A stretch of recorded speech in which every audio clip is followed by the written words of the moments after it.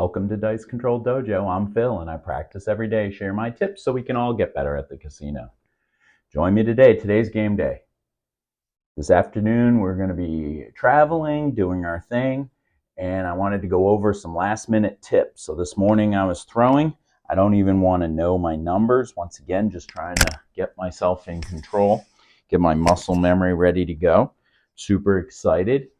We're having travel day, so I want to kind of take it back and look at it as in a runner, right? When I do marathons, and when I travel for marathons, you have to prepare for the marathon and ready for the next day. So I wanted to kind of share my tips with you as a runner on what I wanted to do for travel.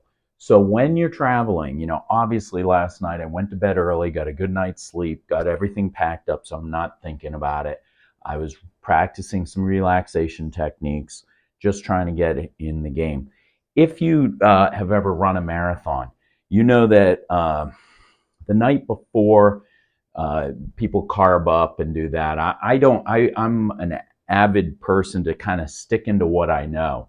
Eating regular meal, not over super carbing up, just so that my stomach isn't crazy when I'm running the marathon. And then morning of marathon, once again, I get a good night rest.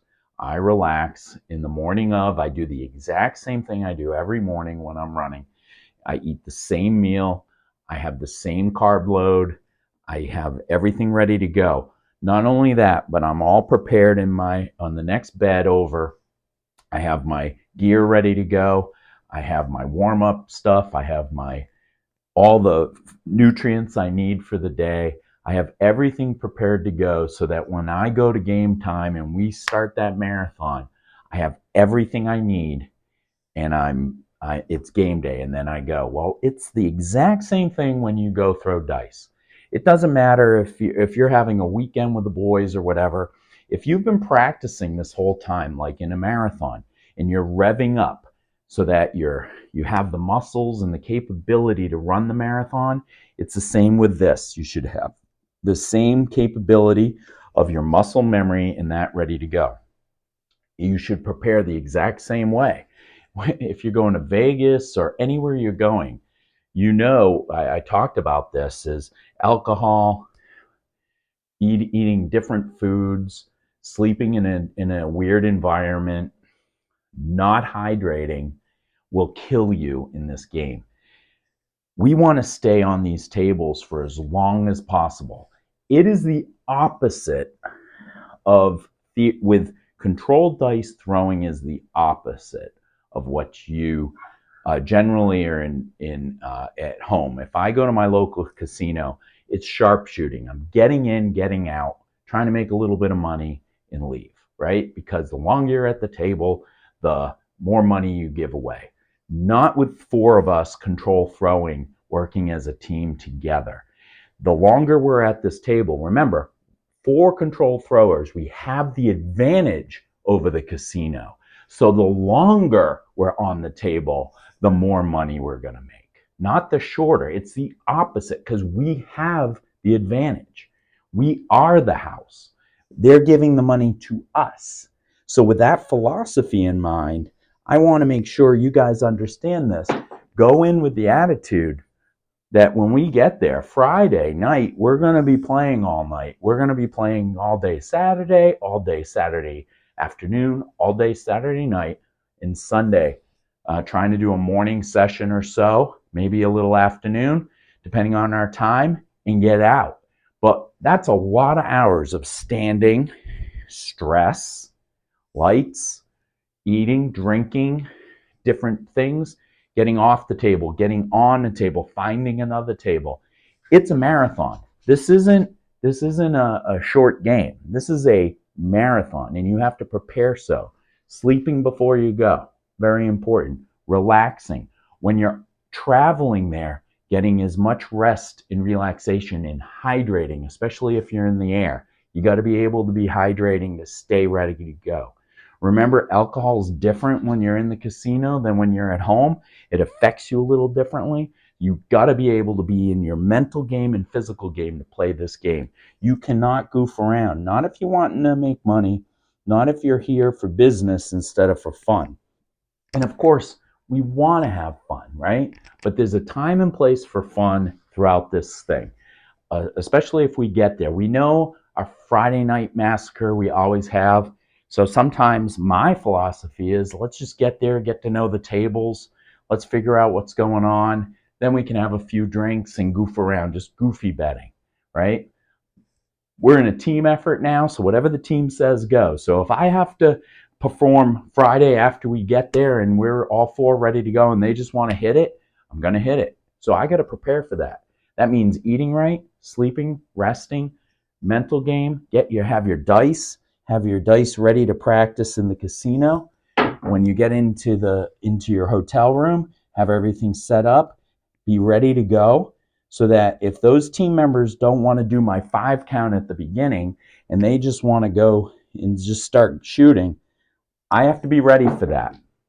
So I need to focus on every case scenario. And I have a feeling the way these guys are, they just want to hit that table and try this team effort right off the bat. So I'm in on it. All right. So with that being said, it's just like a marathon. Everything has to play into each other, and you have to have the plan. PPPPP.